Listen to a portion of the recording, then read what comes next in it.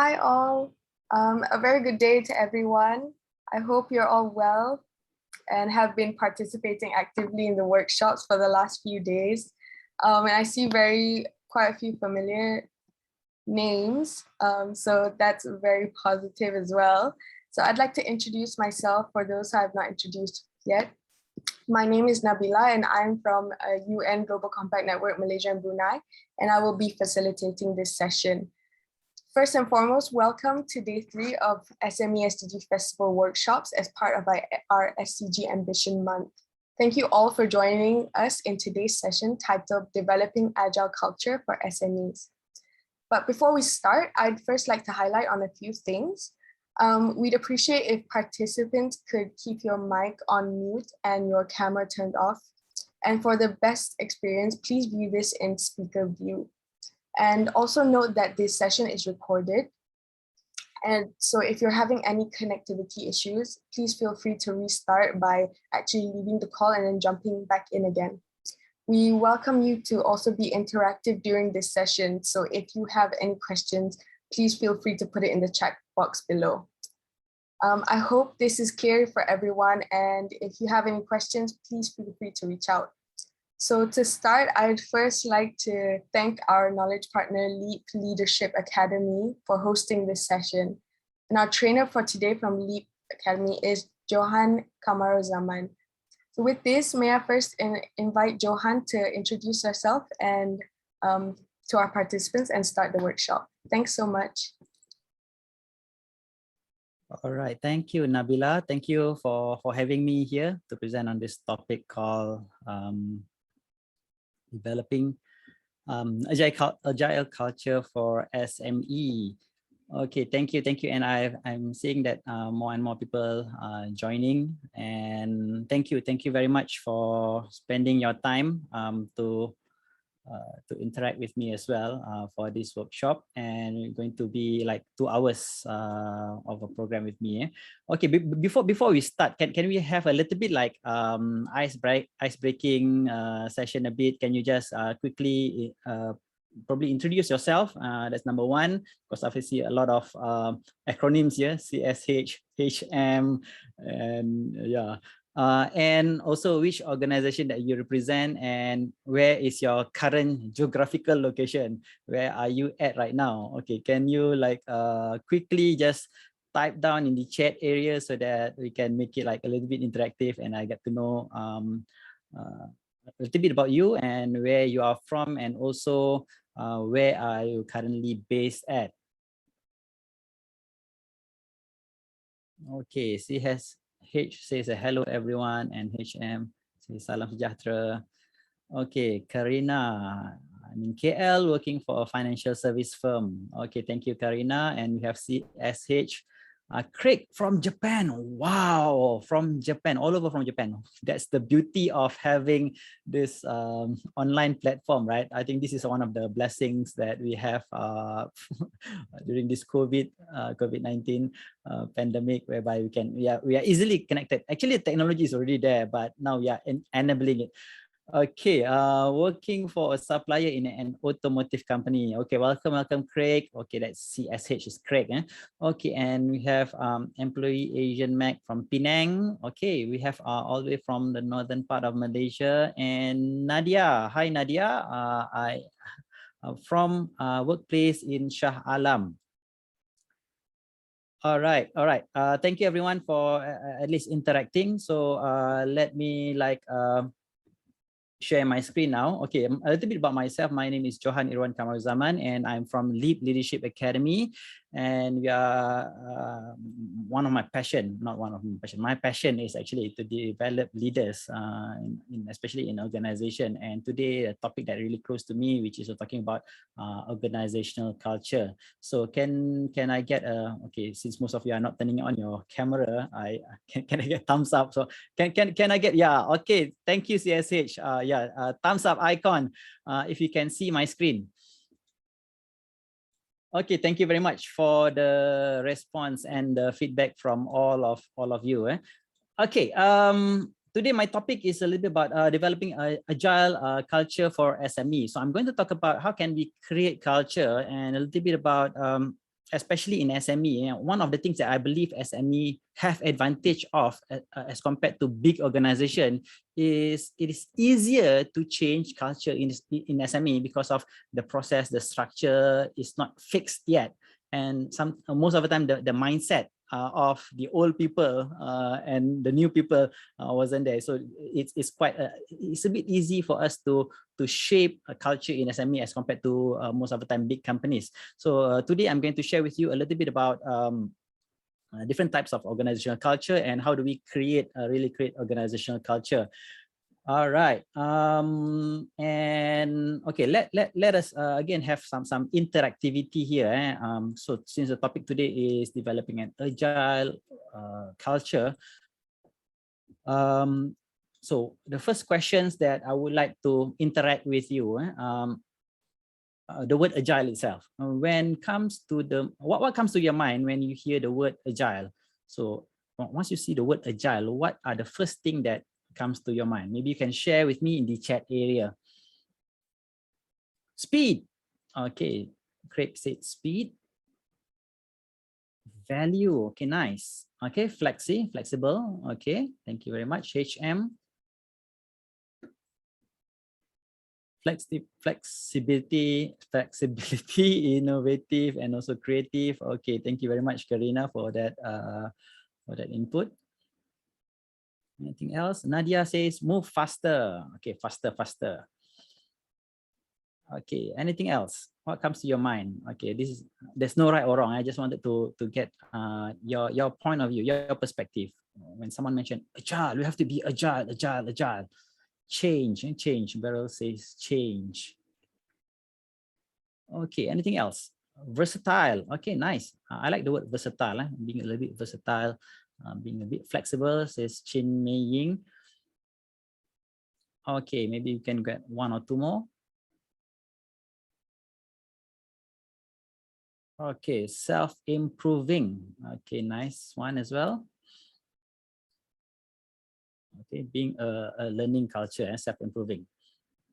Continuously learning organization. Okay, all right. Physically fit. Okay, nice. Okay, especially during this COVID time, I think physically fit is something like really important things to have.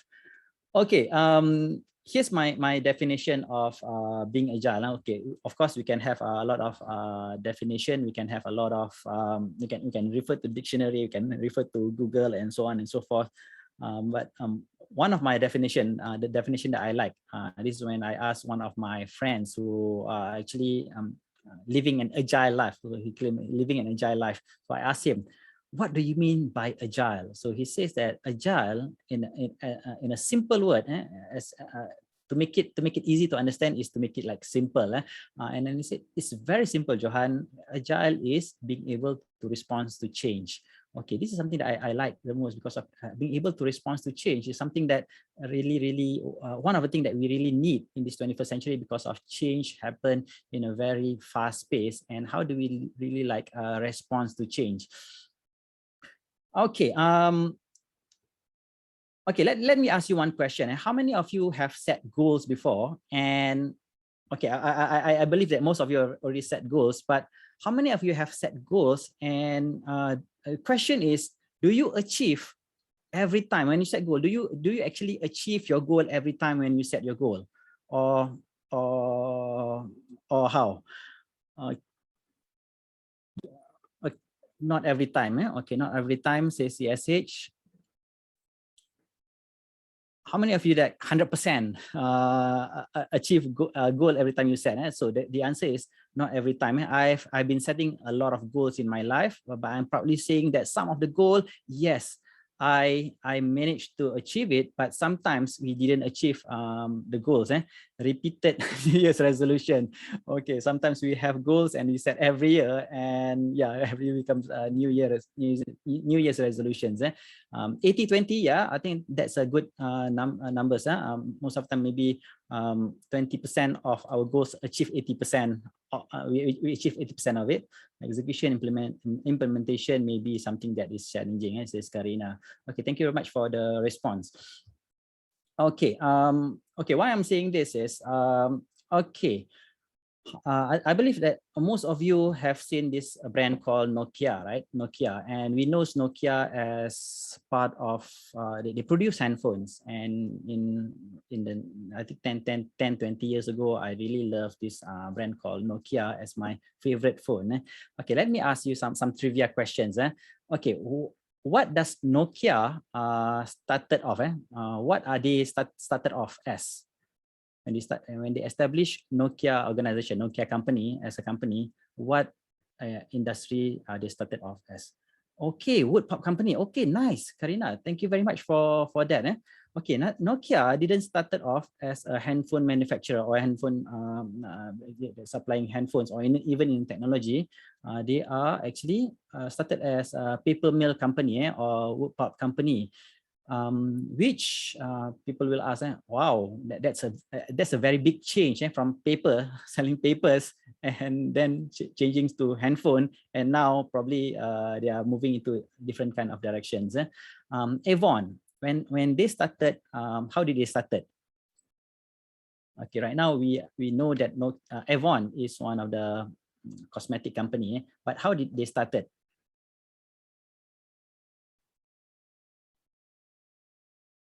Any guess? Door-to-door sales. Okay, nice. That is close, but they're selling what?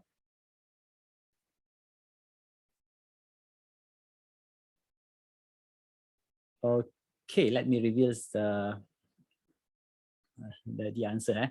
Avon didn't started off as a cosmetic company. They started off by selling books. So meaning that they sell books door to door. Okay, I like what CSH mentioned. They sell books door to door. They went from door to door selling books, and they find out that it's very difficult to sell books. So they provide cosmetic as a free gift to sell books.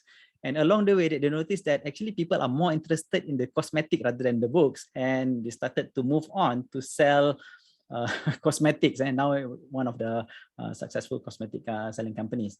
Okay, Tiffany Co. How did they started? Tiffany Co. Now we know Tiffany Co. is one of the jewelry company. You can see some of these shops at Pavilion or KLCC, Tiffany Co. Okay, how did they started?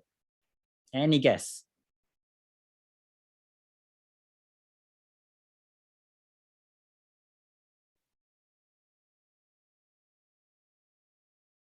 Okay, no guess. Okay, they started off as actually they started off as a stationery company. So they sell stationery, and along the way they changed into jewelry. And CocaCola. How did CocaCola started? Okay, I think most of you know Coca-Cola, Coca-Cola brand. Medicines. Okay, nice, CSH. I think CSH is quite knowledgeable in a lot of things. Yes, they started off as a pharmaceutical company, and they became a product that if you consume the product too much, you have to go to the pharmaceutical company. So what are the common things about all this organization? They all change. Along the way, they find something else, and along the way, they change into something else. So a little bit about myself. My name is Johan. For those of you who just joined, my name is Johan Irwan Kamaruzaman. You can call me Johan. And I didn't start. When I started my career. I started off as an engineer. So I used to be engineer. I studied engineering for 5 years, and along the way, I discovered that, especially in 2008, and when there's an economic crisis, I identified that maybe engineering is not something that I'm very much passionate about, and I started to venture in different things, marketing and business development, and a lot of nowadays I'm a speaker. I'm a trainer. I'm a professional speaker, and people started to ask me, Johan, how come you changed from being an engineer to being a professional speaker? So yeah, there's a lot of story to tell, but I believe that change is part of life, and in one point of time we have to change. And let us talk about a little bit about history, I believe that all of you have studied history. And if you look at how history has evolved, and the world is changing, and the world is changing, and it will be constantly changing. And if you look at, if we can reflect back what happened during those days, in the 18th century, 19th century, 20th century, and 21st century. And if we look back at 18th century is what we call, if we learn history, we can before 18th century, it is something like we call the agriculture age. So as during the agriculture age, there's no office, there's no whatever we have today, it's non-existent. There's no jobs, there's no salary, there's no payroll, there's no a lot of things. And because of why? Because of a lot of people working as a farmer in their field. So question, in the 18th century, what is the rule of success, or what does it take in order for someone to be successful?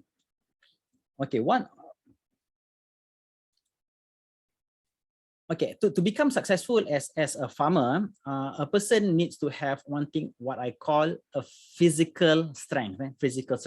So the more physical strength that you have, the more output you can produce. You can be more productive, and you can be more successful. So in other words, in the 18th century, what a person needs to have is to develop their body muscles. So the more sado, in Malay we call sado, you have a big muscle, sado. The more sado you are, the more output you can produce, and it is very predictable. If there's two person, you compare side by side, a guy with a big muscle and another guy who was skinny like me, you can safely put a bet who will produce more output. Definitely the person who are having that big muscle. But then the world changed, and the world changed. Now the world have moved into 19th century. 19th century, something happened. There's an industrial revolution happens in the Europe, and what happened was they started to build factory, and that is where we call the industrial age. So during the industrial age, the world have changed. People started to migrate to the city, and most of the time people don't work in the farm anymore as a farmer. Now people work in a factory as a factory worker. So as a factory worker, what is the most important thing? If I were to work in a factory, what is the most important thing for me to have in order for me to become successful?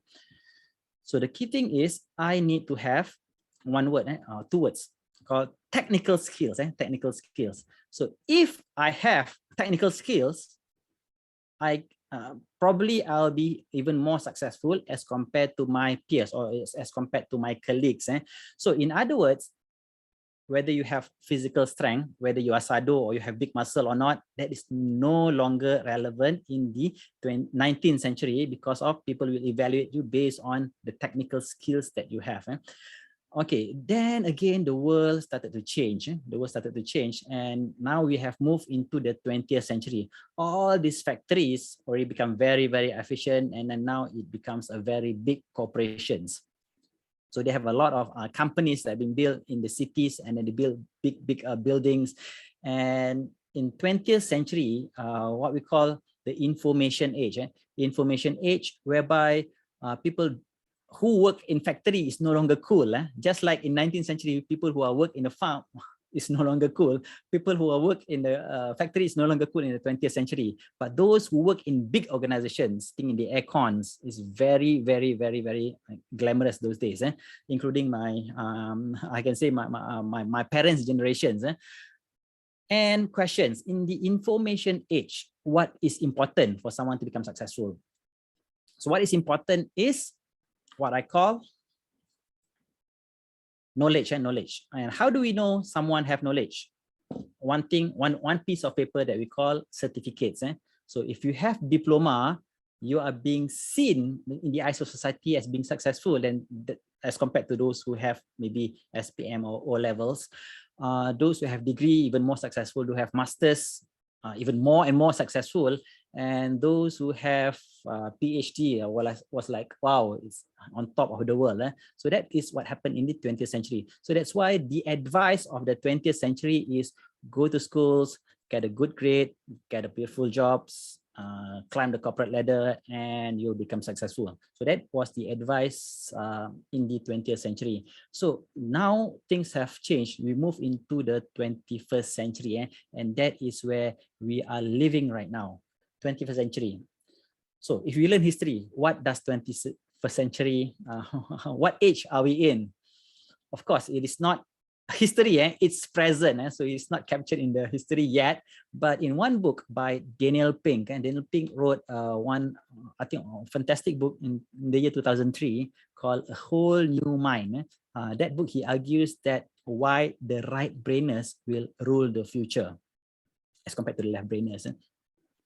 Because of 21st century, what he called a conceptual age. In a conceptual age, just like the physical power is no longer relevant in the 19th century, your ability to, your paper certificate or your qualification now is no longer relevant in the 21st century. And we can see the impact right now, right? A lot of people, they went to the university, graduated, but struggle to find works.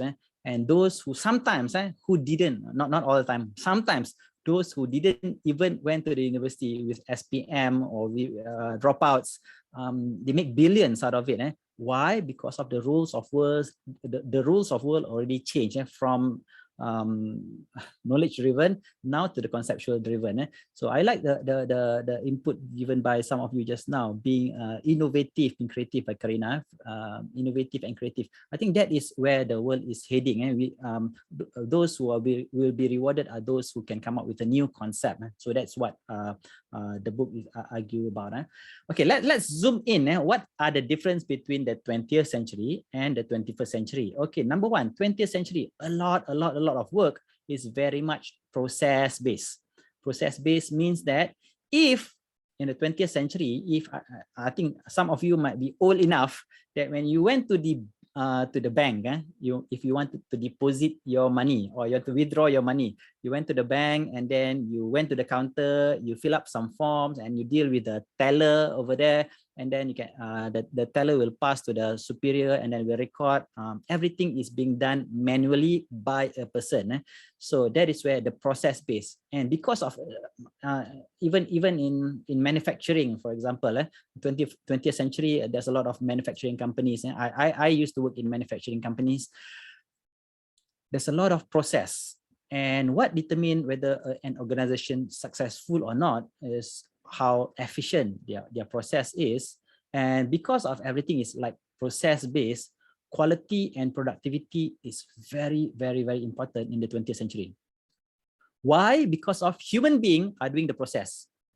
And one thing about human, today you can be very motivated, tomorrow you can feel down, the other day you can feel like you lost your family members, you feel sad, and then your productivity, your quality of your work and your productivity will fluctuate. And in 20th century, there is less competition. So example, if I say that I am working in a telecommunication company in the 20th century, which company most probably I work with? So the only valid answer in 20th century or in the 1980s, okay, in the 1980s in Malaysia, okay, at least in Malaysia, is Telecom Malaysia, Telecom Malaysia. Okay, Ericsson probably in some part of the world, but in 1980s in Malaysia, we only have Telecom Malaysia that provide telecommunication services in Malaysia. Okay, and because of we have less competition, because of we need quality, we need productivity, and we need to manage these people, we need to manage all these processes. So that is why in the 20th century, what more important is actually management skills, management skills. So that's why in 1903 or 1908 or somewhere along that time, they invented this one course called MBA, Masters in Business Administration. How do you manage organization, manage the business? And it's been very popular. And towards the end of 20th century, if you have MBA, definitely you will be on top of the organization.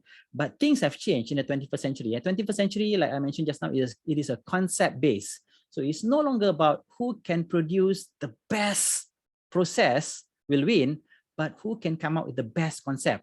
So that's where, okay, examples.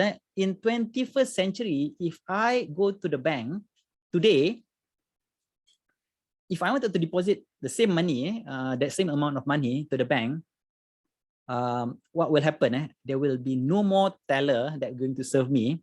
Everything is machines. And even in 21st century, if I want to deposit money, I can just use technology as part of it. So automation, two things that created that create the changes in the 21st century. Either you can outsource or you can automate. You can outsource anything that can be brought down into a process can be outsourced or can be automated. Outsource means that you can give to someone who are willing to do it for cheaper price. And of course, we don't like to be cheaper, right? We don't like to be paid cheaper, lah. Okay. And secondly is if you can automate that process, then you can delegate to someone else. You don't have to do it. So that's why someone who can come up with a better concept will rule the world. So for example, like the Uber of the world, the Airbnb, the Grab of the world, these are the people that came up with new concept and then make that concept relevant. So in order for us to create new concept, what is more important in today's organization is creativity and innovation, to come up with new ideas, to identify the real problem and to solve it in a way that's relevant to the market. And today we have very, very much stiff competition. The moment you think of a new idea today, so what will happen is 5 days, not even 5 months, 5 days afterwards, there will be another company that come out exactly like us. So that's how people it's very easy for competition to rise.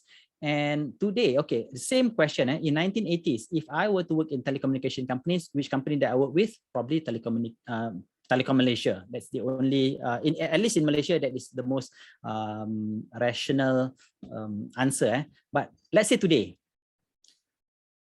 I'm introduced myself. My name is Johan, and I'm working in a telecommunication company. Which company that I work with? Probably you can name hundreds of them, right? Maybe Celcom, maybe Digi, maybe U Mobile, maybe Tune Talk, whatever it is. There's a lot of it. So meaning that if today if a worker feel like they don't like the boss, so what they will do is they will just join another organization. So that's how competitive nowadays. And people have choice, people have options. And because of all these changes, this is my personal opinion. What I believe is leadership skills is even more crucial. I'm not saying that management skills is not important. It is still important, but leadership skill is even more crucial. So we need more leaders in the 21st century. So in the 21st century is what we call the VUCA world. I believe all of you have, maybe not all, maybe some of you have heard this, the terms VUCA, volatile, uncertain, complex, and also ambiguous. It is very difficult for us to predict what happened next. We can predict that next year the oil price will increase, but suddenly came next year oil price plummet down. We can in 2008, we think that big organization will never fail. But Lehman Brothers in 2008, very, very big organization. They were there for hundreds and hundreds of years, just collapsed in a single day because of my opinion. The reason why the company fails is because of they have poor leadership skills. That's the reason why organization fail. Everything rises and falls on leaderships. So in other words, we are saying that, hey, it's a crazy world out there, and we cannot do what we have always been doing all this while, doing all those 20th century works and then expected we get same results in the 21st century. We cannot produce a system, an SOP. Okay, here's how you do it. Pump, and then expecting the same result to happen in the 21st century. So that's why in 2001, in the software development world, they gathered together and they came up with this thing called the Agile Manifesto. What does this Agile Manifesto really means?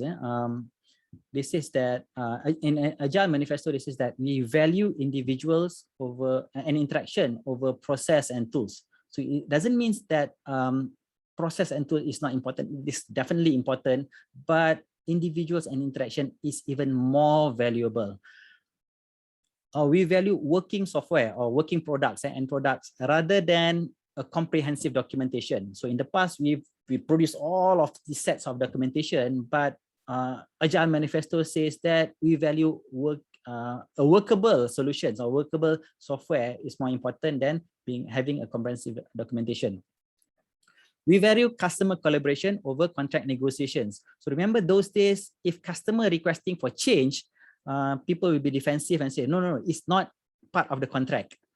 Okay, but part of Agile Manifesto is how can we collaborate with customer more as compared to just dependent on the contract.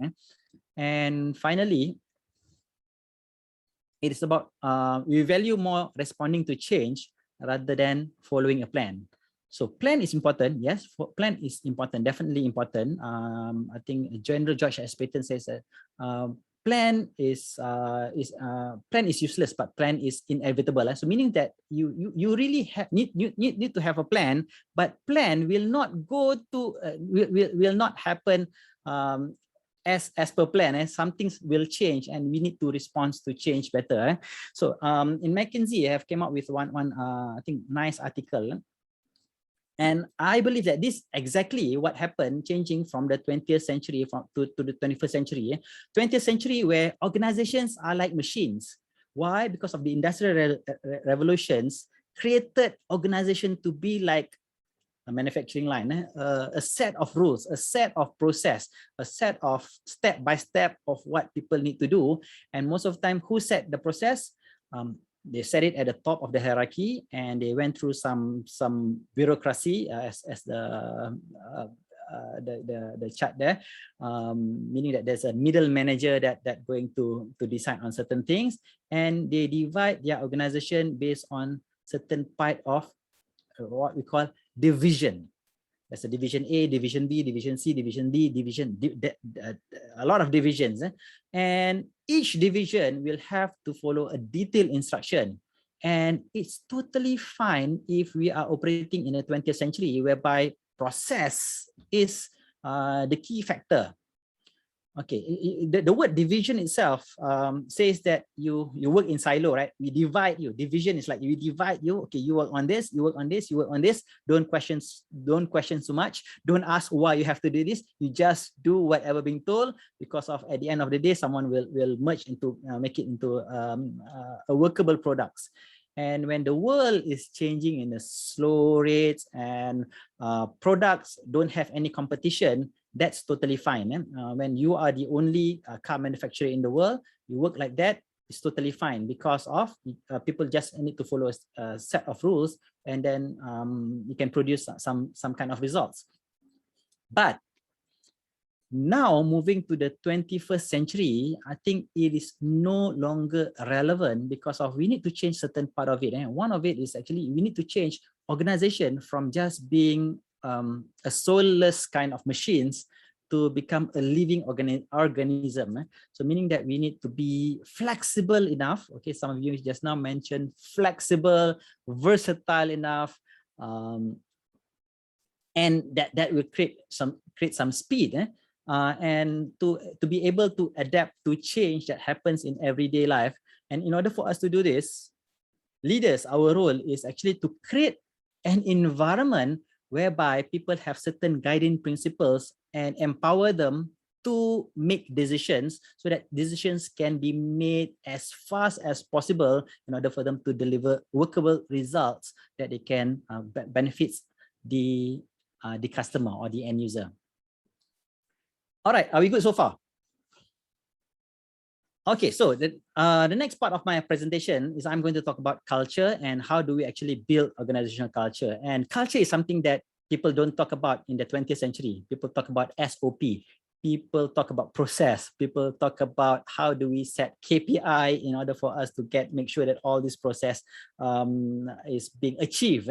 But moving forward in the 21st century, whereby we are living in an unpredictable world, we are living in a VUCA world, what's more important is how do we create culture so that people can basically self-regulate themselves, people can be empowered, people can be trusted in order for them to deliver some results that at the end of the day will give value to the customer. So Peter Drucker says that culture is strategy for breakfast. And the late Peter Drucker, and I believe that's definitely true. Because of why? Because of strategy is intention, culture is habit. Our habits depend on the culture that we are in.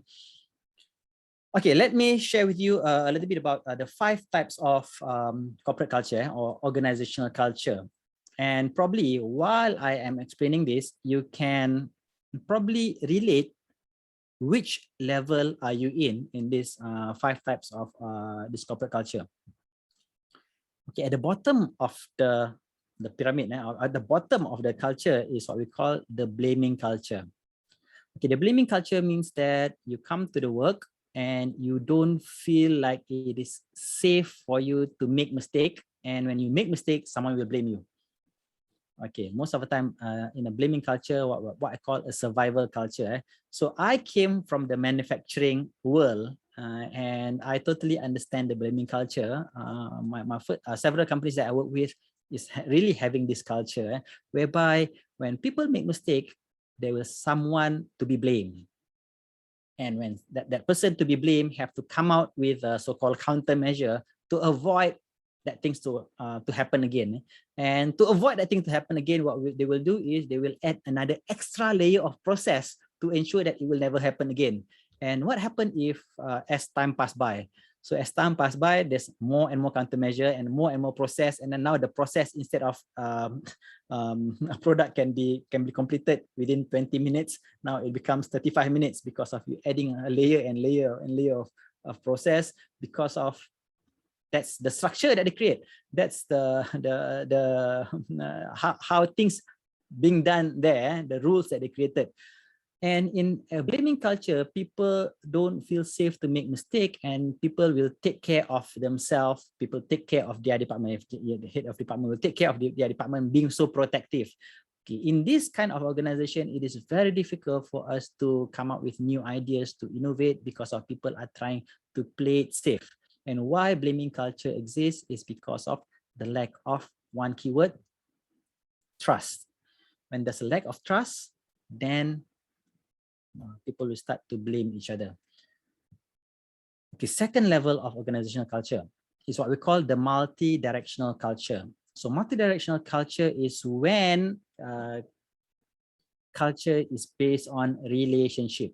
So there's of course we are working in that organization, but the organization might have probably two strong figures, figure A and figure B. And this figure A will have certain people that will follow this figure A, and this figure B will have the certain people that follows the figure B. I believe some of you probably familiar with this kind of culture, right? Especially in Malaysia, we can see this happens all the time, not only in organizations, but also in some of the political party also happens. There's team A, team B. And what happened in multi-directional culture? So what will happen is culture is being set by the leader of the team. And we have, if you are the type that, no, I'm not going to be in this side A, or I'm not going to be in the side B, you will get confused whether who to follow and what to do and how to behave. So this is when people are not managing their culture, and there is several people that are prominent in the organization. So basically people get confused where to go and how do we really get there. Okay, number 3 is live and let live culture. So I believe this happen in a lot of established organizations that already like probably 20-30 years established, and that is where culture happens by default. And when culture happens by default, people come to work because of they have to work. And if you ever feel like, on Monday morning, you feel like dragging your feet to come to work, and but you cannot quit because of you have to put food on the table and you have to get some job. Probably that is where we are living in the live and let live culture. We are doing it by default and becomes like a zombie. You come to work, you go back to work. You come to work, you go back to work. Work is not very much meaningful, but we have to. We work because we have to rather than we want to. Okay, number 4 is what we call the brand congruent culture. In brand congruent culture is where some organizations that you notice in the market, they have these certain sets of values, and from outside you can see like McDonald's have certain kind of values, probably Nike have certain kind of values, Starbucks have certain kind of values. So you can see from outside, and if outside and inside the values are the same, that is why we call the brand congruent culture. Sometimes people work in this kind of organization because of they want to have that self-esteem, that sense of association with that cool brands are there. So that is what we call the brand congruent culture. It's congruent outside and inside. But there is one more. Okay, brand congruent culture is quite an okay culture, but here what we're going to discuss today is how do we create a leadership enriched culture whereby it is very much a purpose-driven kind of culture. So in other words, if you are the leader of an organization, the question is, how do we create a culture whereby when people come to work every day of their working life, they felt like they are connected to a bigger purpose? So that is what purpose-driven culture is all about. And one of the way to create this is actually to have that leadership enriched culture whereby we empower people to do the best for the organization. At the end of the day, they feel fulfilled at the same time. Okay, so I'm not going to go through this details of the types of the culture. So probably I'm going to share with you a little bit about a study done by Gallup. Okay, this is a very good book. It's a very good book if you wanted to check out. It's The Managers by Gallup, Jim Clifton and also Jim Harter. They came up with this book called It's the Managers. And they identified, what they did is they study thousands and thousands and thousands of organizations all over the world. And they identified that leadership is changing from the, okay, this is what I call from the 20th century to the 21st century, or the past to the future. The future, I think the future is now, even though the book just published about 2 years ago, 2019. So they said that in the past, people work for the paycheck. Okay, if you can relate back, Industrial Revolution, the 19th century, 20th century, why people come to work? Because of they want the paycheck. So whoever can pay you more, chances are I'm going to work with that organization. So that's the mindset of the 20th century. But 21st century, I think more and more, I've seen people that join organization, not so much because of the salary, but whether they can relate to the purpose of the organization. And people are willing to work with slightly lower pay, but they can connect with the higher purpose. They felt that they are doing something that purposeful according to their definition, and also they're being part of it. So that's what purpose is all about. Okay, in the past, people talk about my job satisfaction. When I work in an organization, I want to talk about the benefits, the perks, whether I'm happy about the work. But in future, what people want to look at, especially the Gen Z and the Gen Y, Gen Z of the world, they are not looking just for the satisfaction, but they are looking for their development. If I were to work today in this organization, whether I going to have the opportunity to develop myself, to learn new skills, to learn something new, to be a better person as compared to yesterday. So that's what the future people look at. Number 3, in the past, people want to work with a boss. Not really want to work with a boss, but they don't have choice. So I will work for my boss. But in future, people are not looking for someone who are bossy anymore. So people cannot be bossy anymore because of people have choice. If they don't like you, they resign, they join another organization. So that's why in future, we want to work with someone that we regard as a coach. So we want a coach to guide us where should we bring ourselves and our career. Okay, next one is instead of looking at the annual review, so in the past, how do we get feedback from organization? So that's one word called the annual review, or normally annual review is before the appraisal. So they will review you annually and then give you some feedback. So what you're good at, what the gaps that you need to fill up, and blah, blah, blah, blah, blah, blah. And then they give you your promotions or pay raise based on that annual review. But in future, what we want to do, we want to have is actually, we want to have an ongoing conversation. So the Gen Z expecting for us to have continuous conversation with them so that they can have feedback on a consistent basis so that they can improve from that feedback, not once a year, but on a daily basis, not on a daily basis, on ongoing basis. Okay, in the past, we talk a lot about our weaknesses and we talk a lot about our gaps and how we can fill up the gaps. But in future, we don't want to talk about our gaps. We want to talk about our strength and how can we use the strength that we currently have to contribute to the organizations.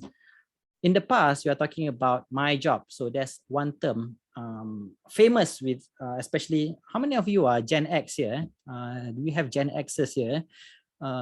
Okay, if you are Gen X, probably you will be very, very familiar with a term called the work-life balance. So work is work, and I need some personal time. I only work from 9 to 5, and then after that is my life balance, my life. So my job and my life. So right now, it is not about work-life balance. It is about work-life integration. My job is part of my life. So my job is actually an extension of myself.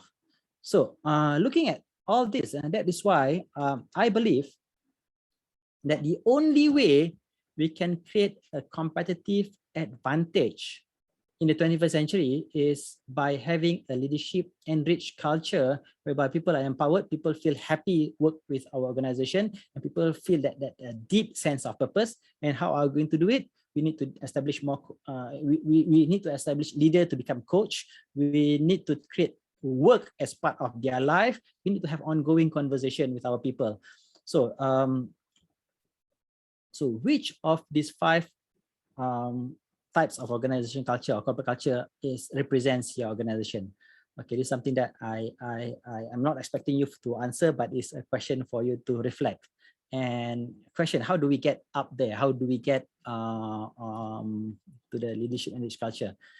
So so that's why I personally, I believe that we need to be responsible. As a leader, we need to be responsible of our culture. We need to set the culture. We need to create that culture because of, that's one, I think this is a very great quote by Roger Connors and Tom Smith. So he said that either you manage your culture or your culture will manage you.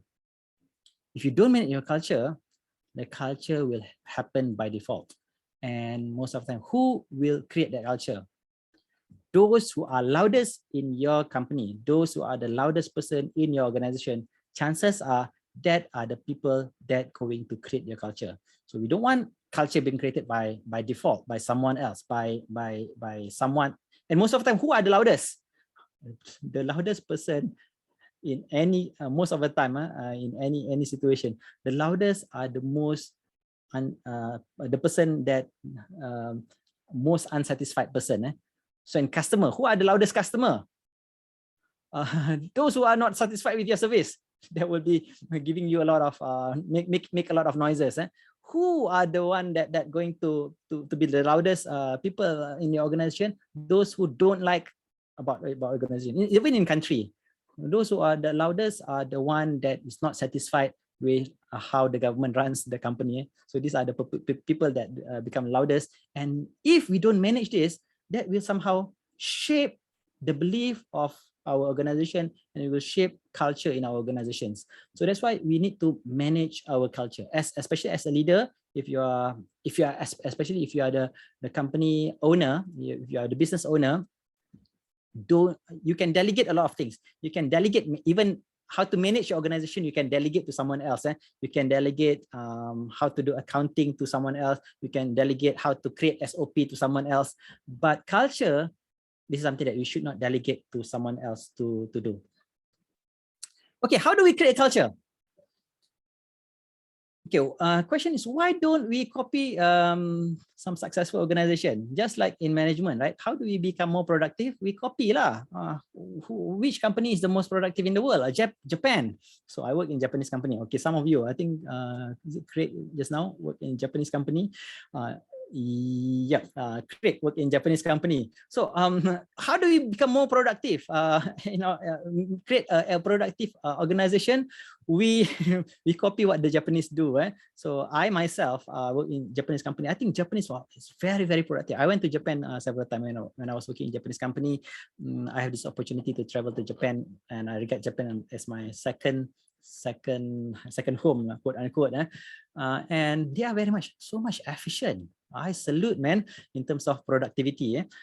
Okay, so if you wanted to become more productive, we copy how a Japanese company do, and tada, our company also can become more productive. So that's why we copy some of the principles like Kaizen, the 5S, a lot of principles that we copied from the Japanese company. There's 7 QC tools. So these are the things that being adopted in Japanese company. We have implemented in company in Malaysia, totally become successful. But questions? Why don't we copy a successful organization? Okay, so here is something I need to get some of your feedback. So please give me some response on the chat area. So if you talk about successful culture, successful organization culture, which company have the best organizational culture? Okay, can I get some response from the chat area? Toyota, Google.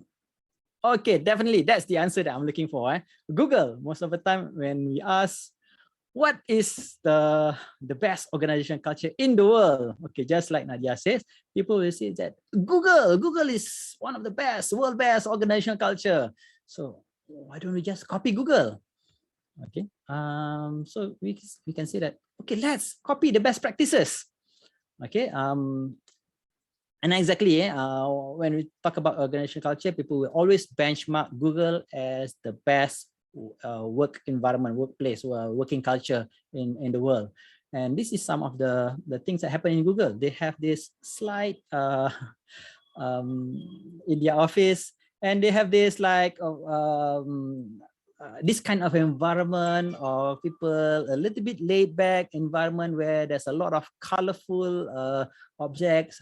You can do your work in a hammock, or you can went to the cafe, and then there's this free flow of juice. Okay, question is, why don't we copy Google's culture? And these are the questions that I've been receiving a lot of times. I wanted to create an organizational culture. In fact, there's one of my friends. He asked me, Johan, I wanted to create my organizational culture. So he's an accounting firm with about 50-60 workforce, accounting firm somewhere in Selangor. And he asked me, Johan, I wanted to create an organizational culture. Should I buy like pool tables and probably put on some PlayStations and create this kind of fun kind of environment? So can you imagine accounting firm having this pool table? So the next question I asked my friend, what are the most important things to have in your organization? Because as an accounting firm, you don't want, okay, why Google is having organizational culture like this is because of their number one value is actually innovation. So Google is an innovative company. So that's why they need to create an environment that foster creativity in order for them to create an innovative kind of thinking so that people can support the organization purpose of coming out something new, to create. So in order for us to create, we need to have a creative environment. But accounting firm, audit firm, if you do something like this, chances are people are starting to become creative. And okay, what's important in an accounting firm? So if I ask you what's important in an accounting firm, so the answer should be compliance. Compliance. They need to comply with certain kind of standards. They need to comply with certain kind of laws, rules, regulations. and they need to have an eye for the details to check whatever wrong in that documents. So that is what important. That is what's number one value should have in his accounting firm, at least. His accounting firm is all about compliance. So can you imagine if a compliance company having that innovative, creative environment? So that is totally opposite. So that's why after I explained this, so he told me, yeah, Johan, you make sense. So he didn't proceed with the idea of buying pool tables and started to develop the organizational culture differently. So when talk about organizational culture, it's not as easy as let's copy the best organization with culture. And maybe we need to rethink about best practices, because of best practices might not be always be the best. In fact, there's a book called Best Practices Are Stupid by Stephen Shapiro.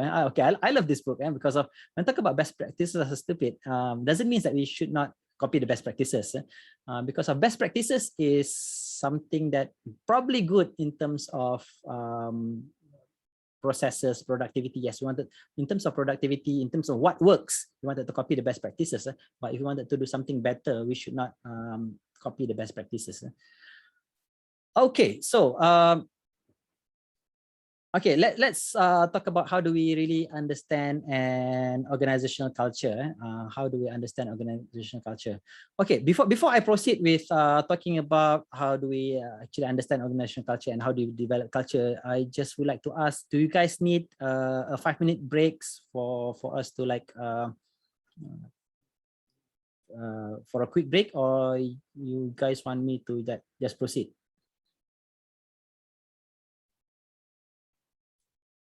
Okay, a break would be good, right? Because we are almost about 1 hour. Okay, so let's have a quick 5 minutes break. And Nabila, are we okay to have a 5 minutes break? Yep, definitely. Okay, so we're going to have a 5 minutes break, and we're going to continue now. It's 4:26.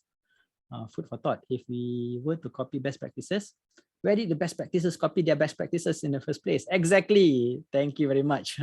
I love that, Chin Mei Ying. Yes. If we copy the best practices, means that we cannot be the best. So we need to create the best, because of best means that, you know, when we talk about best, there's a good, better, and best. And best means that that's the best way of doing things. It's actually, we can reinvent it and make it even better. So there's no such, I personally feel that there's no best practices, because of there's always better way of doing things. Thank you very much, Chin Mei, for sharing that. Okay, let's have a 5 minutes break. Right now it's 4:27. Maybe we can start back at 4:35 for us to continue with the rest of the presentation. And in the meantime, if you, it will be good for you to share your food for thoughts, probably 1 or 2 things that you get from the sessions just now that you would like to share with the rest of the participants. That would be a good idea. So if not, then we'll have a short break, and we'll continue at 4:35. And in the meantime, I will play some music for you.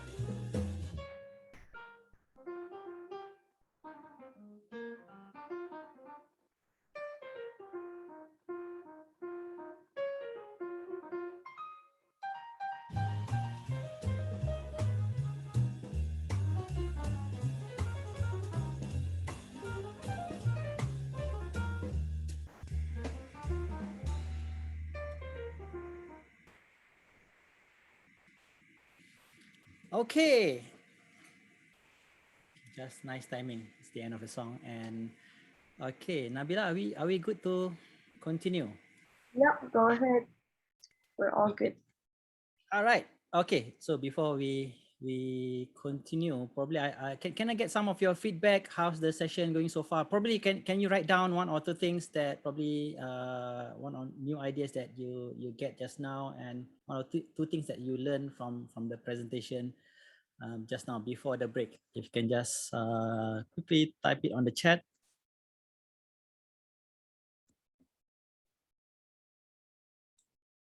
Okay, probably in the meantime, I can just some can you give yeah, can you just share one or two things that you have learned so far?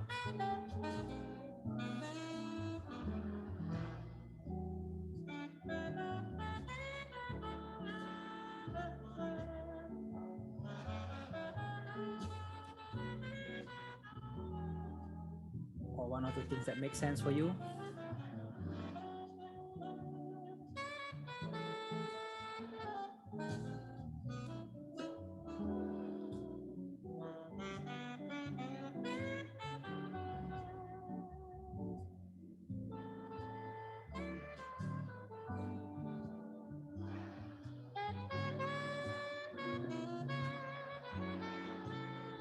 Okay, anybody?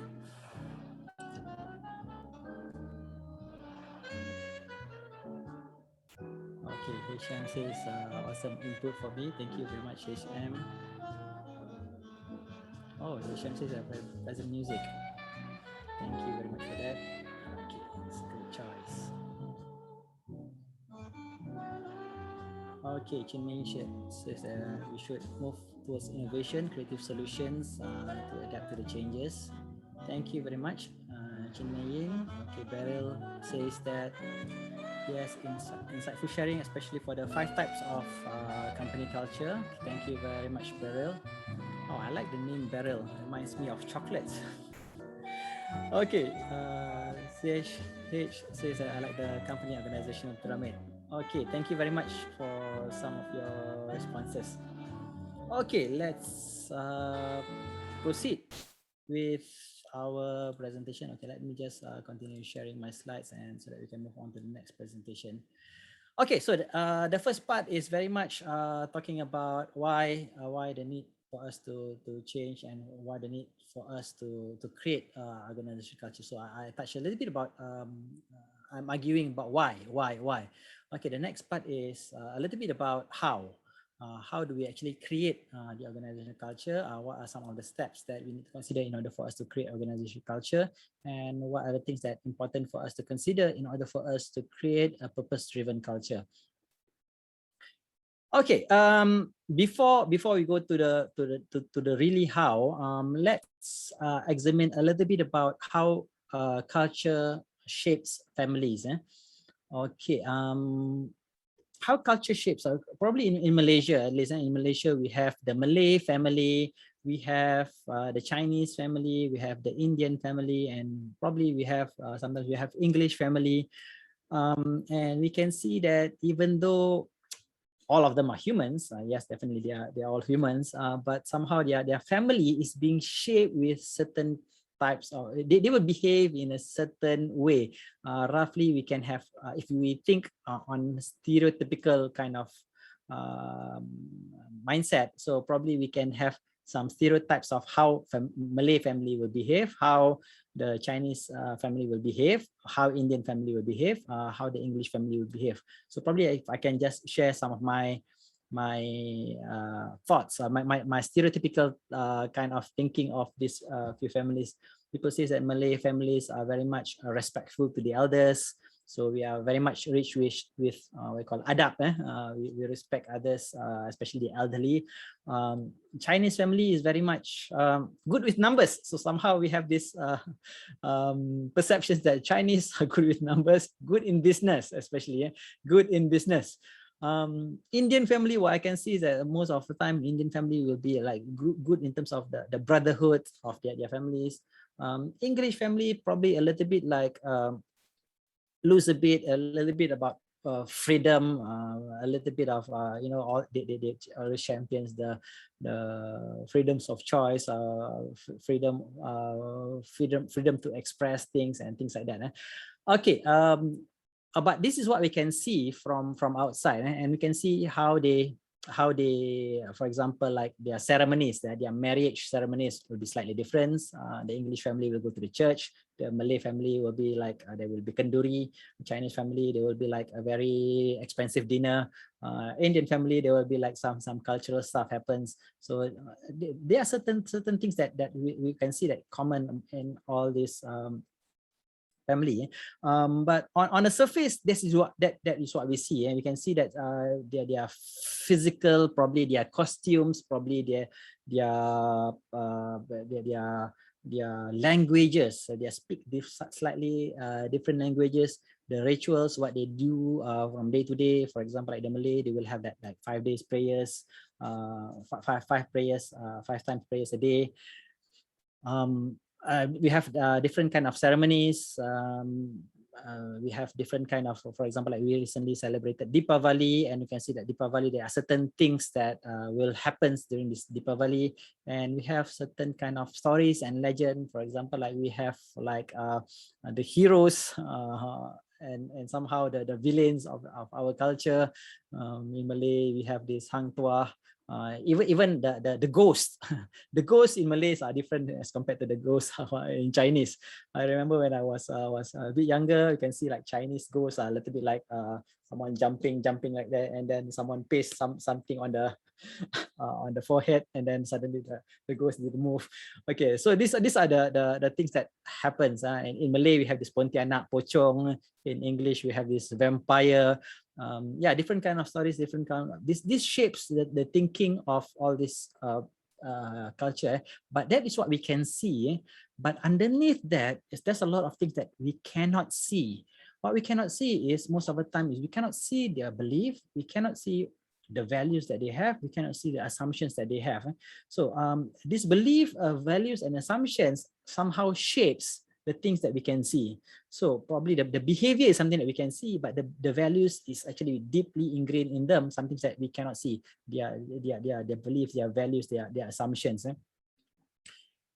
Okay, so if culture in family is being shaped so much based on their beliefs, values, and assumptions, and in organizations is the same thing.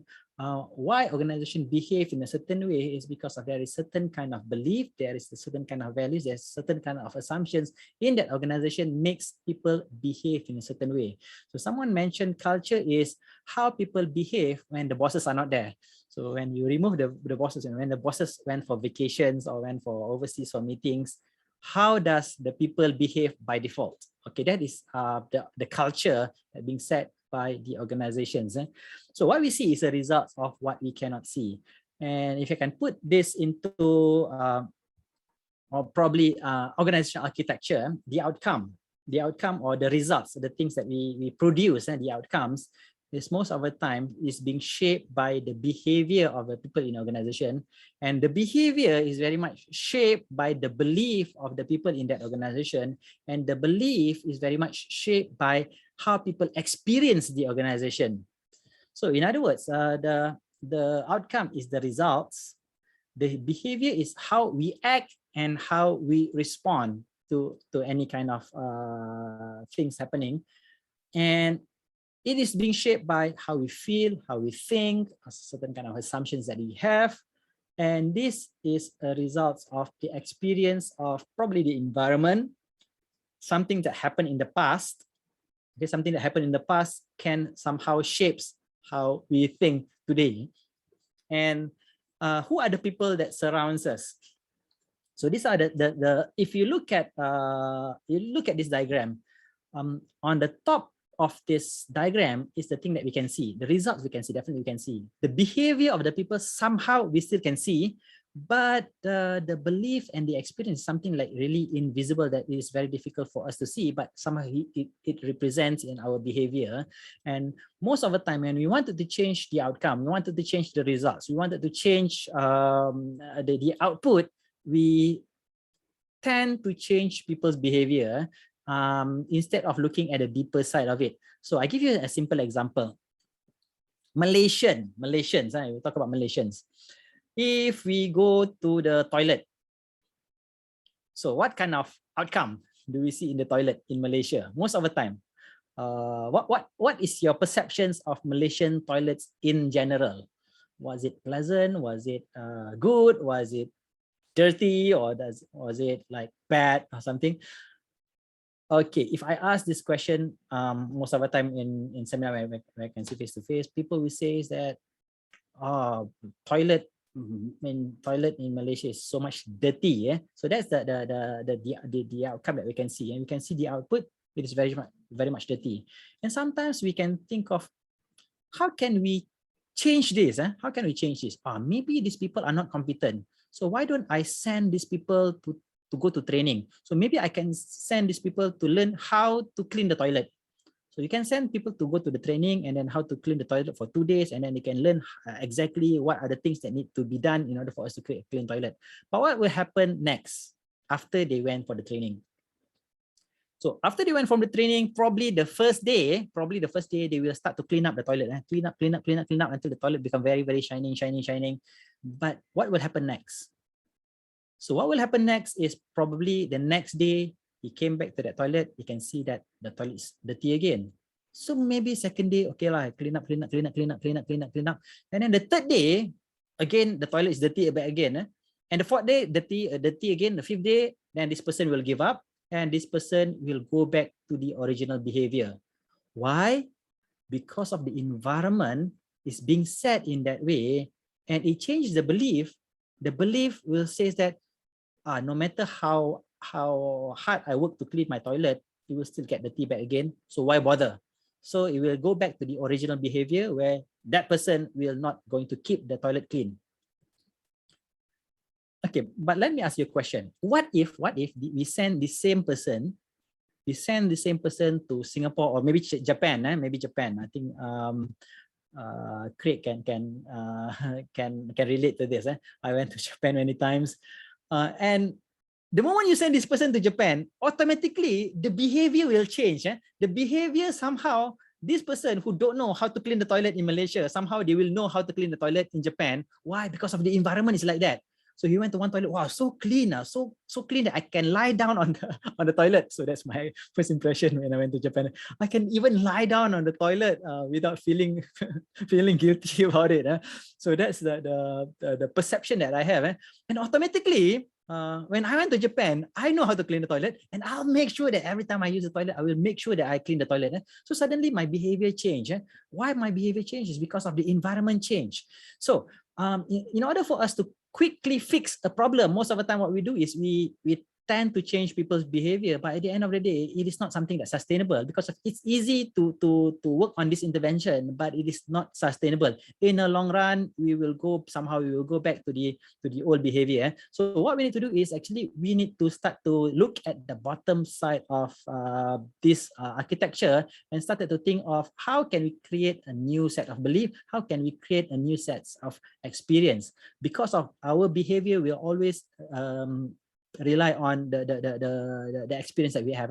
If our experience, if our experience in this organization, I don't feel safe, so what I will do is my behavior will always being defensive. So that's what happened in a survival kind of mode or in the blaming culture. If I feel that this environment is not safe, I will be forever defensive. And if my behavior is defensive, if I got some great ideas, I won't say it out loud. I won't suggest, because I just wanted to make sure that I'm defensive. So that's how the bottom side of the architecture will influence the behavior, and at the end of the day will influence the outcome of the organization. So if you look at an analogy, what we see is a result of what we cannot see. If you wanted to change the outcome, in other words, you want to change the fruits, we need to change the roots. So in the words of T. Half Acre, he says that it is the roots that create the fruits. Akar yang akan merubah buah. So the roots that will create the results. If we are not happy with the results, we change the roots. Okay, there is one concept called the broken window theory. I'm not sure how many of you are okay, we see little, we see that with littering. If people see litter, they are more likely to litter as well. Exactly. If people see there's someone who littering somewhere, our behavior will definitely change. We will start to litter there as well. Thank you very much, CSH, for that comment. Okay, there's one thing called the broken window theory. Broken window theory, they did some professors and they got together and then they come up with this theory saying that if we see a building and this building is being left out and then there is a broken window in that building, chances are crime will happen. Okay, just imagine if in your city there is one building with broken window. So what will happen? There will be like drug addicts will be there, and because of drug addicts will be there, people will probably start to steal other people's thing, and that will create things on and on and on. So meaning that in order for us to reduce the crime rate, we just need to fix the same building, same empty building, but we just need to fix the broken window, and then how people behave will be totally different. Just like what CSH mentioned just now, if people see the broken window, automatically they will sense that, okay, nobody cares about this place and I will behave in a certain way. But if they see that everything is being nicely done, and people will not do crime, just like people don't litter when there is they are living in a clean city. That's how people will respond in this broken window. So to give you some examples, in somewhere in around 1980s, New York is one of the highest crime city in the world. It means that it is not safe to be in New York. Until Mayor Rudy Giuliani, so he actually called up all these professors that came up with this broken window theory, and let's work on this project. How can we make New York City a safer city to live in? So after discuss, so they started to fix the small things. So for example, like they started to fix the graffiti. So they wipe up they clean up all the graffiti. They started to catch people who are probably didn't pay for the subway tickets, like jumping over the fence. So they catch small things that creates a perception that this small thing is not tolerable. And then suddenly the behavior of people started to change. Those who are wanting to do crimes will feel awkward to do crime in that area because of the environment already changed. And suddenly people don't steal anymore, and New York become one of the safest city in the world within a period of maybe less than a year. So that's how he did it. So in other words, what he did actually, he changed the experience part of it. He changed the environment. He changed the environment that makes people think that this is different, and then this is somewhere that I shouldn't do certain so and so and so. And he changed the behavior, and now the results is totally different. Okay, if people see litter and pick them up and place in the litter bin, things may change. We change the impact and the environment positively. Okay, thank you very much, Chimei, for sharing that as well. So in other words, in order for us to change what we can see, we change the things that we cannot see. We change the belief and the experience part of it rather than changing the top part of it. And the outcome will somehow change. So if you wanted to change to instead of outcome A, so what we need to do is we need to, if you want to change to outcome B, so what we need to do is we just need to coming up with the whole spectrum of changing. So meaning that we have to change the experience first, and then change the belief, and then automatically it will change the behavior. Then definitely we can get the outcome B. So this is a simple framework, simple theory to explain, but it's might not easy to do. But okay, how are we going to do this? How are we going to change from having a culture of A into having a culture of B? So definitely there's a lot of work need to be done. Okay, 3 steps of changing the culture. Okay, number 1, we need to, first of all, we need to define the culture that we wanted to have. So in other words, we define the results that we want. And in order for us to achieve these results, what are the behavior that we need to see from our people, so that they will have certain kind of behavior that will foster that results. Then only we define the values, and the values, which is again, the values is something that we cannot see, the bottom part of it, and then we can start to change the environment. So first of all, we have to define exactly what we want. And once we define that, we need to communicate again and again and again and again and again. And it should be a full-time job as a leader to communicate and remind. And especially leader needs to really walk the talk so that people will see the leader is actually the ambassador of the change. And number 3 is we need to align. Whatever we do in our organization, the new initiative should be aligned with the things that we define, so that we can have that kind of alignment, so that it is a little bit more congruent. What we say and what we do is actually very much aligned. Okay, let me explain the 3 steps. Number 1 is to define. Okay, number 1, we need to define our purpose and we need to define our core values. We need to identify really why are we exist here and what is our purpose of existence. If we run organization, if we run a company, for example, why we are here. So that's why Simon Sinek says start with why. Why? Always challenge why. So why is very much define our purpose of existence. And secondly, we have to define the core values to support our purpose. Okay, let me give you some examples, some case studies, some stories that we can relate to purpose and also core values. Okay, number 1, Johnson and Johnson. Okay, in the year 1975, Johnson and Johnson's CEO, or not CEO, president at the time, by the name of James Burke. Okay, in 1975, James Burke started to think of he started to call all of this senior management team and started to have a discussion. So it's not discussion about the organizational strategy or business plan or marketing or blah blah blah, but he specifically called about 34 of them to discuss about this one-page document. They call it the Credo. Okay, what is a Credo? The Credo is a document contains 311 words that explains about Johnson's and Johnson's, and it was established by Robert Wood Johnson, which is the founder of Johnson and Johnson. So you can guess, who's the founder of Johnson and Johnson? It's Johnson lah, Johnson and Johnson. Robert Wood Johnson. So that's the founder of Johnson and Johnson. In 1943, he wrote down this Credo, one-page document that explains how what's our purpose and how we should behave in these organizations. And it's in 1975, it's already like a 30 over years kind of document that in the mind of James Burke, because of James Burke as a president, he thought of whether why do we need to have this Credo? Is it still relevant in today's world? And also, should we discard it and then replace it with something else? So he started to discuss with the chairman and some of the panels of senior members. But after discuss, so they find most of the senior management didn't agree to change it, because of that is the core purpose of the existence of Johnson and Johnson. And James Burke, being a CEO, being a president, sometimes we were thinking about, should we change it to like enhancing the shareholder kind of return, I mean, that kind of area, because of you want to look good in the eyes of shareholder.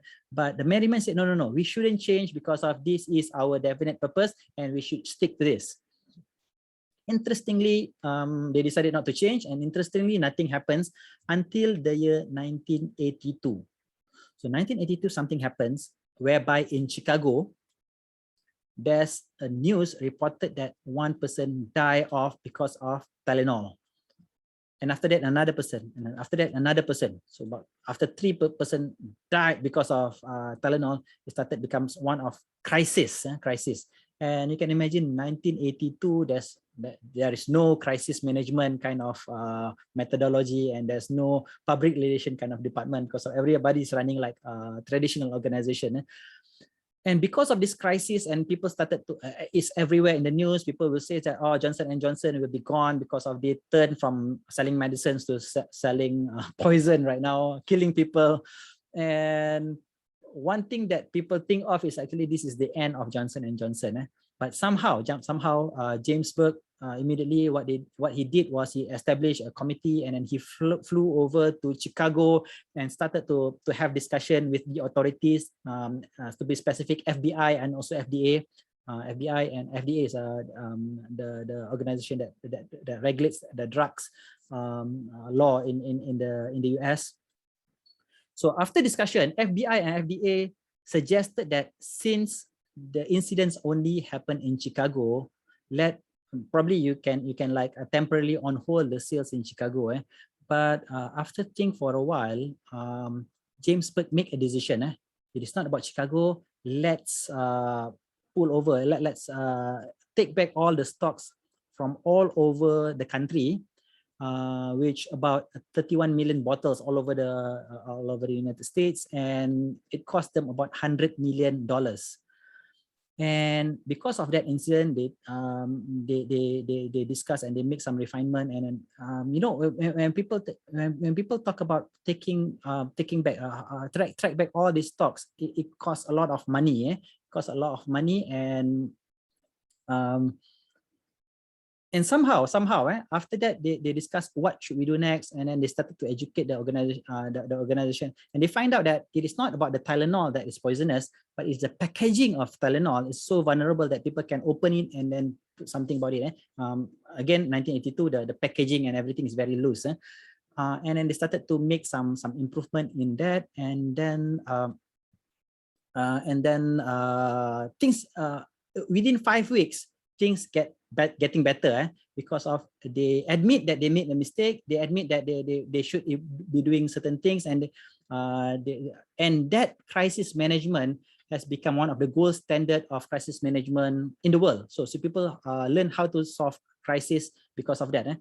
And in one interview, people, the journalists asked James Burke, what comes to your mind? Because of FBI and FDA suggested just to take up all the stock in the Chicago only, but he made this big decision. And journalists ask, what comes to your mind when you decided to make this decision?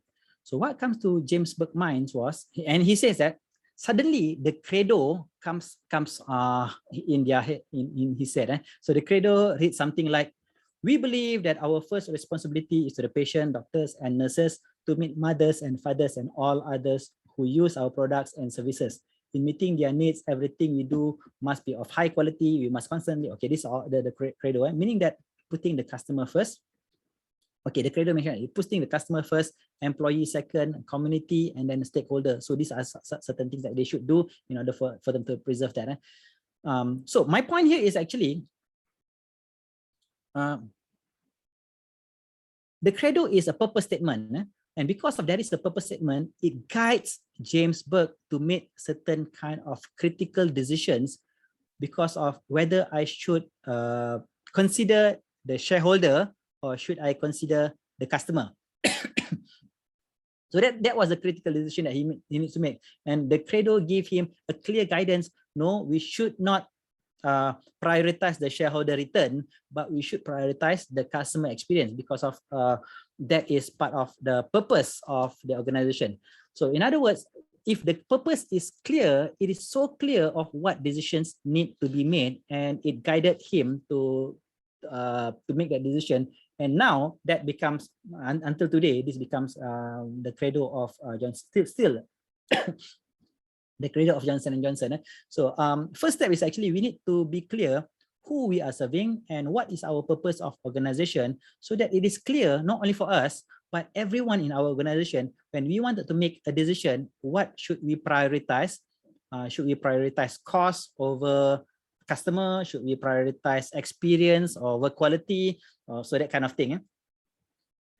And in order for us to once we identify the purpose, we also need to identify the values that we need to have in our organization. Just like when I mentioned just now, Google, their values is innovation. I cannot copy Google's values and then put in my organization, and I put in innovation, and then suddenly I change my organization from learning organization, suddenly become innovation kind of organization. So we cannot copy. So we need to define core values in order for me to become a successful organization. What are the values that I need to have? So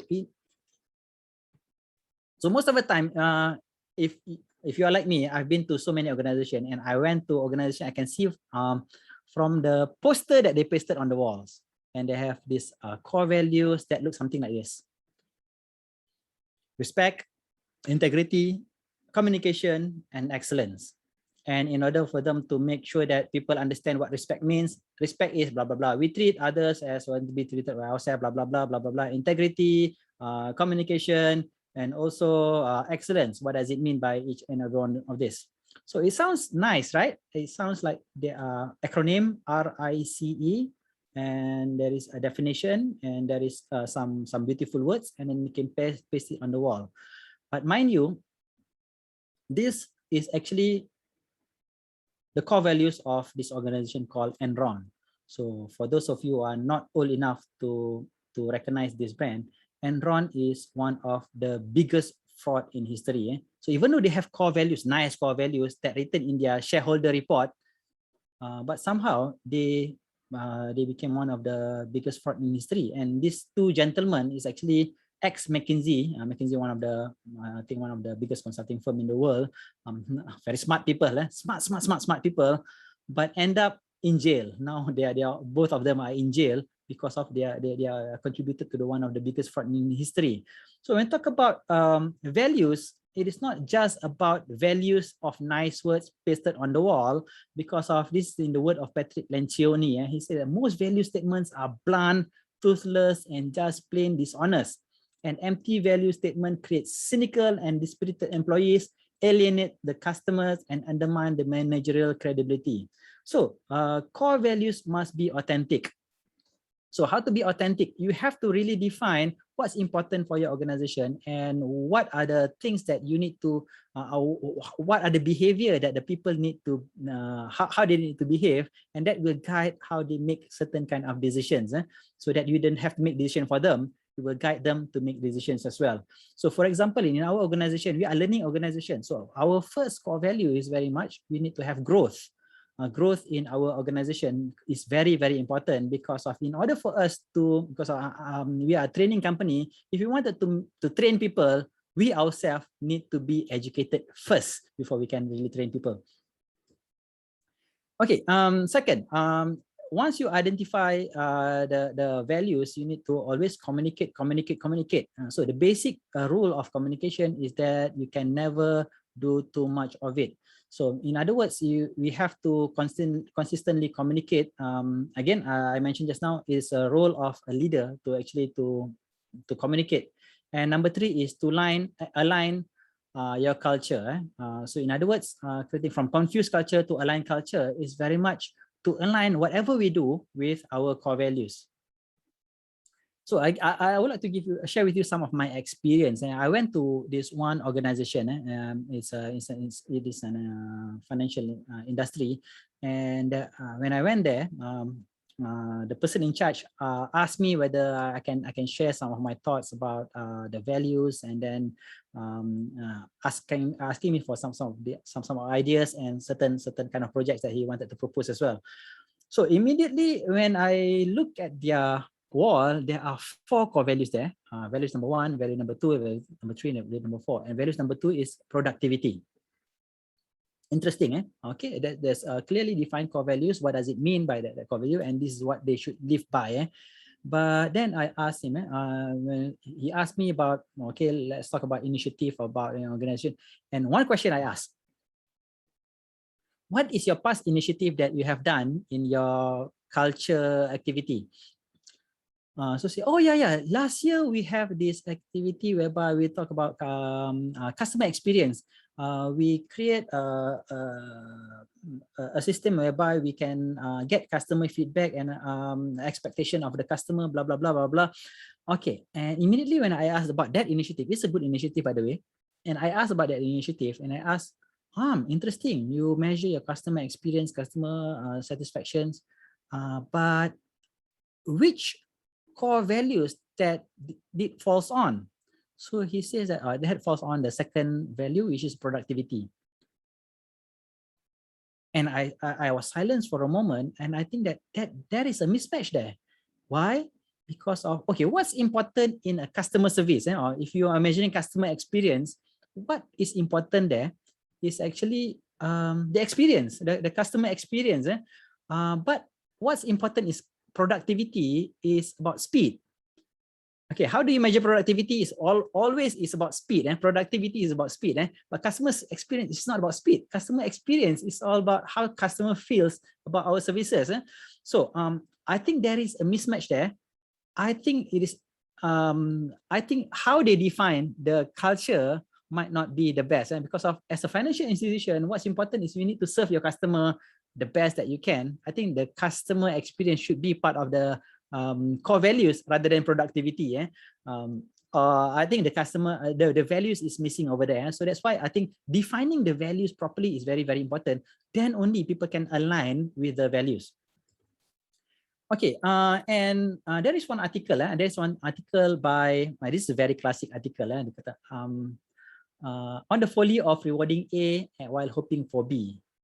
So the question is, are you rewarding the behavior that you want? Okay, there's another one more story. I went to this one of my friends. I visited one of my friends, and we started to have a coffee. And then he talks about how the VC wanting to change the university to become an innovative university. He said that we need to create an innovative university. While hearing that, immediately I asked, did your VC just came back from one of the conference? He said, oh yeah, how do you know, Johan? Okay, what I mean is, most of the time people think of changing something most of the time because of they attended certain kind of conference and then they wanted to bring back the idea to the organization and want to implement it. They wanted to change things, and somehow change is very difficult to happen. Okay, what is the challenge of this big university wanting to challenge from technical university to become an innovative university? So when I have a further conversation, the biggest challenge is what? The biggest challenge is the system itself. So in a university, what okay, here's the thing, and this paper, the on the folly of rewarding A while hoping for B, argues that most of the time we reward A behavior, but we expect B behavior. So in that case, if the leader want the organization to become more innovative, but look at how lecturers are being rewarded. So most of the time, lecturers are being rewarded to produce papers, to produce journals, and especially in a government kind of environment, they are waiting for them to retire, and they don't want to rock the boat too much, because of if you rock the boat too much, chances are you are not going to receive your pension. So it's better for you to play it safe, do what you've been told, and produce more and more papers, go to conference and present your papers, rather than if you want to create an innovative organization, you need to reward innovation. You need to reward people who are speak up. You need to reward people who take risks. You need to make sure that mistakes are okay, as long as we can learn something from it. Okay, that is what Elon Musk did with the organization. So he fires those who didn't take risks. What counterintuitive kind of culture he created. But he fires someone who didn't take risks and someone who reluctant to take risks. That's why Tesla is one of the innovative company in today's world, because of he aligned the rewards and punishment to the core values, values of the organization, what behavior that he wants. So I personally feel that that organization can never be innovative organization because of they are rewarding the wrong behavior. So in this article, they rewarded that most of the time there is a mismatch of the expectation of people as compared to the reward. I'll give you an example that I explained in this paper. How many have been to university? And how many of you will agree that university, most of the time, the lectures are slightly like dry and boring, and like the lectures say something that is very difficult for you to relate. And we wish, what we wish, and what the society wish is for the lecturer to upgrade their teaching skills. And why that doesn't happen? Because of, in this paper mentioned that, because lecturers are being rewarded by the paper that they publish. The lecturers are being rewarded by the research that they produce. And what determines a lecturer to be promoted is the papers they publish, the research that they produce, not so much of their quality of teaching, not so much of how the students understand what they are trying to present. And if the lecturer wanting to move to another university, also people will evaluate based on the published paper rather than the teaching experience. So if that is being rewarded, so if I'm a lecturer, why bother to improve my teaching skills might as well I just bother of research. And that's why in most university, the teaching quality is not so good. Of course, there are some standing lecturers that they are very passionate about teaching, but most of them are not. Why? Because of the system is being set in that place, and it creates that kind of culture of publishing papers rather than culture of engaging in terms of their teachings. Okay, so that is I think one of the mismatch. We want a desired outcome of B, but we rewarding a behavior of A, and that creates more and more behavior of A. So we need to look at what are we rewarding in our organization. A simple example. Some organization says that their core values are teamwork.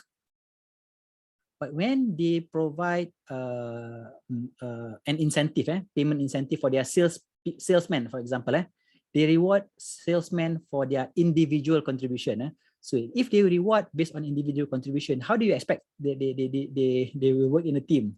Because they will be rewarded individually, but we expect them to do teamwork. So if an organization reward, if let's say I'm a salesman in this organization, if I am being rewarded individually, if my commission is based on my individual performance, why should I share my leads to my other colleagues? So if I don't share, means that there's no teamwork happens there. So if organization doesn't care about teamwork, that's totally fine. But if your organization care about teamwork, maybe you need to relook at how you incentivize your people. Because if not, then the salesman will always behave individually rather than working in a team. Okay, so so that is core values, and also aligning the initiative. It's all about changing the bottom part of it. Okay, so to conclude my sharing for today, probably I'm going to share three strategies. How can you manage your culture? I would like to share three strategies on how you can manage your culture. Number one is actually to create an environment. Number two is to tell stories, and number three is it's about people. It's about the people. Okay, number one, environment. Just like I mentioned, identify your core values and change your environment. So for example, like if you are running an organization that productivity is important, so that's why we can use a discipline called 5S. So I work in a manufacturing company. I totally understand why they are implementing 5S in their organization. But as 5S becomes a popular method, I can see more and more people adopting 5S, even in some companies that call themselves innovative company. They try to implement 5S. And what are the implications on that? How do you become innovative when you cannot even change where you put your computer, where you cannot change how you, everything's being fixed? So again, reevaluate your environment and look at how people will respond based on the environment. So if your organization is innovative company, by all means, copy what Google is doing. Not really copy the culture. Probably get some ideas of how Google is doing it. For example, like paint your office with colorful colors and put a little bit laid back kind of organization, because of what's matter is the best ideas, not so much of the productivity. So number one, change your environment. Number two, recognize the values. Whenever people behave in certain way, you want to recognize that. Whatever you recognize will be the culture setting for the organization. Okay, I give you one example. There's one day I went to an organization. Again, this officer asked me to give some ideas about culture. And I asked him, what are some of the things that you recognize your employee for? So he mentioned that, oh, recently we have this long year service award. And what your okay, but at that time there's new CEO running the company, and the CEO wanting to have that culture change. And the aspiration of the CEO is we need to hire more young bloods, but the recognition is about recognizing the loyal workers and the 15 years, the 20 years workers that work in the organization. I can say, what kind of mismatch is that? And then immediately when he mentioned that, I said that I bet you in your organization there's a lot of loyal people that work for long years in your organization. And he said, yes, exactly that happens in organization. People work for long hours because of the rewards that being provided by the organization. So be careful of what are you recognizing for, because of whatever you recognize will create that culture. So be intentional on what you wanted to recognize your employee for. Okay, number 2 is actually tell a story. Telling a story is okay. What is your organizational story? Because of a good culture, most of the time it started off with a good story, and story is nothing but a history that being shaped into your own context. So, for example, like in Malaysia, we have we want to create a culture whereby, because we have Malay, Indian, Chinese working together in organization. So one of our core values, that unwritten core values, is we need to be tolerate with each other. So how do we reinforce that we need to tolerate with each other? So we keep on telling the stories of 13 May. 13 May is, what does 13 May really convey? It is a result of not tolerating with each other. So we don't want that to happen again. So that's why we need to always tolerate. So that's why we keep on telling the same stories. So in order for us to have a working environment whereby we can have this diverse kind of culture work together in Malaysia. So what is your organization story? That you can reinforce certain kind of values, certain kind of way you want people to behave. Okay, number 3 is putting people on the bus. Okay, so people, get the right people on the bus. Get people that believe what you believe. So if you clearly define your organizational purpose, get the right people that believe what you believe. And in Jim Collins' book, Good to Great, he mentioned that get the right people on the bus. And if you are in doubt, delay the hiring, because of once people enter the organization, it somehow will impact the culture. So get the right people in your organization. Understand your team members. So these are the one of the trainings that I always do is using the colored brain communication profile. How do we understand people of different way of thinking, how they can work together without actually, because of, when sometimes we have different perspective, we tend to blame others because of we think that they are wrong. So understand people from people are different and people are from different point of view. This can encourage more of teamwork and less friction. Okay, number 3 is having a coaching conversation. Okay, this is from the word of Gallup. If leaders were to prioritize one action, Gallup recommends that they equip their managers to become coaches. I think coaching is one of the skills that every leader should have in this 21st century, because of coaching is all about asking the right question, having conversation, having a meaningful conversation, and the role of a coach is to ask more of the right questions. And if leaders can, good leaders are those who ask great questions to their people, and we can encourage more of this. We can encourage more open conversations, and we can create, definitely we can create a good working environment. Okay, so that are the 3 steps of managing culture. The three items that is important for you to manage culture: identify your environment, tell stories, and manage your people inside your organizations. Okay, so that's conclude my presentation for today. So as departing words, let's create a better culture in organizations. Okay, so that's my presentation for today. If I can open for any thoughts or any questions or anything that you wanted to share from your end.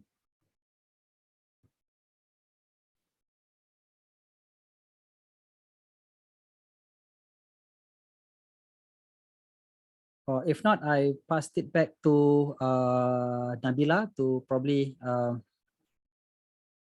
conclude the session. Or we wanted to do like the quiz, Nabila? Yeah, we can do a brief quiz if you'd like, if anyone's up for that. Okay, let's wait for some question if there is any. If not, then okay, I prepare a quiz just to have fun a bit for this session. If there's no question, and we can straight away proceed to the quiz, but let's let me wait for a while if there is any questions you need to ask or any thoughts that you wanted to share. Question: a fish rots from the head. What's your view? Okay, what does it mean? Can you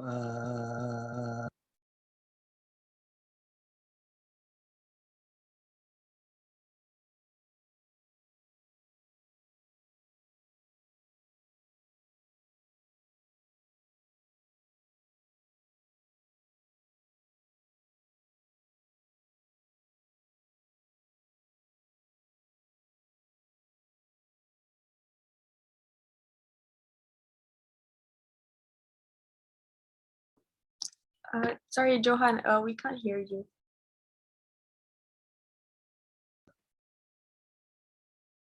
test? Okay. Okay, yeah. I lost my I think connection issue just now. Okay. Lee Boon Yi, can you explain a bit about what do you mean by a fish rots from the head? What's your view? Is leadership from the top critical in shaping culture? Yes, I do believe that the top people, the leaders of the organization is the one that should shape the culture. This is as I mentioned just now, this is a role that a leader should not delegate to others, because of if you let others create the culture, then it will be that person's way of defining the culture rather than the leader's definition of culture. So I personally believe that it is very much critical the leaders of the organization to shape the culture. It's a job that you should not delegate. So I hope that answered the questions.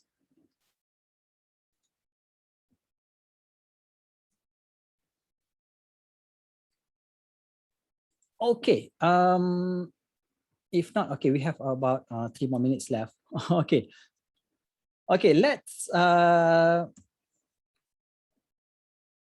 let's have fun a bit. I prepared a quiz for you guys to participate. If you follow through the whole presentation just now, definitely you can answer the question that I prepared here. Okay, let's make things to be more interesting. So if I'm going to okay, I've written a book called the Komunikasi Warna, the Colored Brain Communication that I presented just now. I mentioned just now, and I'm going to give away one copy of this book for those of you who scored the highest. So if you rank number 1 in this quiz, I'm going to send you a free copy of this book for the winner. So let's join in. Just click on the link there, or alternatively, you can you can go to joinmyquiz.com and enter the code 366382, 366382, and I think within a minute or so we can start the quiz. So even though you are not paying attention, if you tembak also, I think you have chance to win the book. Okay, we have CSH or Craig here, Chia, Alicia, Beryl, and also Lee Boon Yi here. Okay, Nabila also going to participate as well.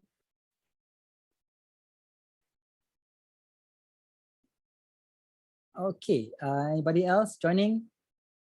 So if you're around, just click on the link there, or you can type joinmyquiz.com and enter the code 366382. Okay, I'll try my best too. Okay, Craig, are you in Japan or are you in Malaysia? In Japan, if you win, I need to send to Japan for this copy of the book. So I think it's okay. We find ways how we can send it to Japan. Okay, let's wait for another I think about 10 more seconds before we begin. If you have not joined in yet, please do so. And in 5 seconds, we're going to start. Okay, 5 seconds begins now.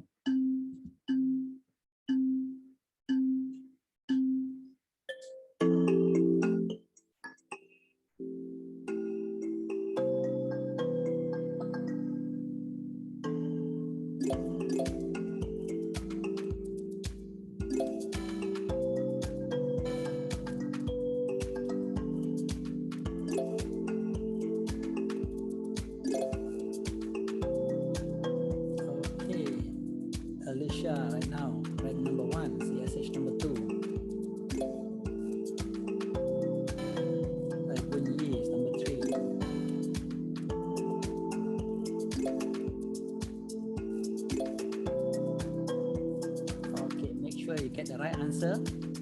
Alicia is number 1 now. CSH is number 2. Alicia is catching up, number 3. Wow, CSH already took over rank number 1.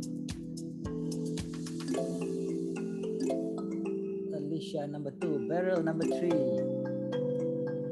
Okay, Nabila is catching up, number 3 now. Okay, Boni number 3. CSH still maintain the position of number 1, followed by Alicia.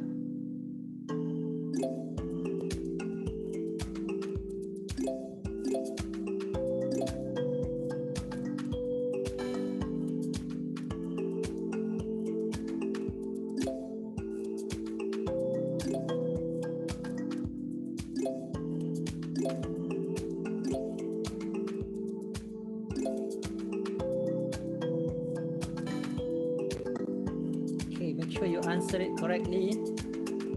It's an open book. If you jotted down some notes, you can refer to your notes.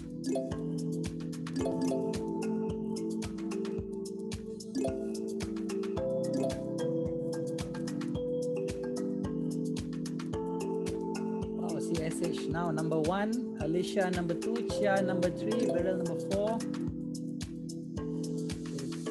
Lagun Yi now number 3. Still have opportunity to get rank number 1.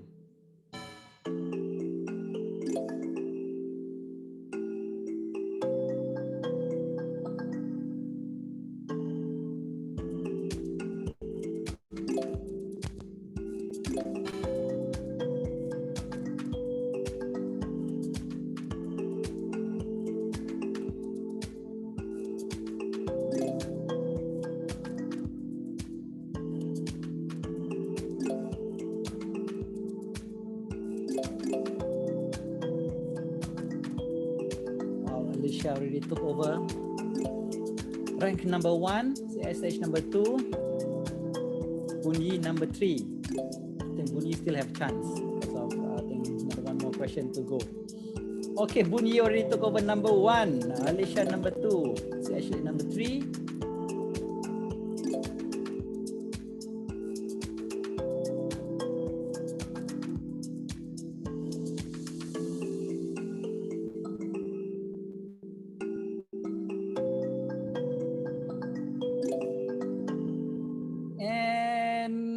I think we have a winner here.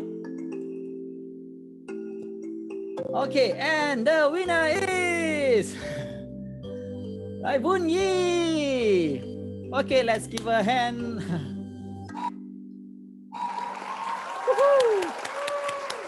Wow, 10 questions and he got it right for all the 10 questions.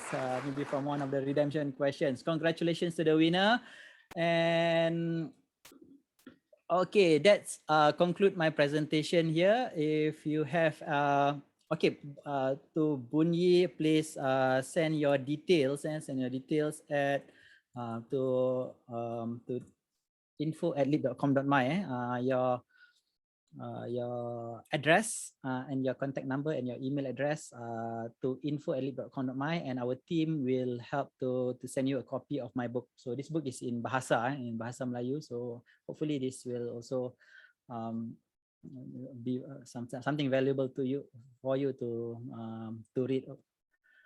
Okay, thank you very much, everyone, and I hope that this session have been beneficial to you and it gives you some new perspective about organizational culture and the need to actually design organizational culture, to manage organizational culture, and to shape organizational culture.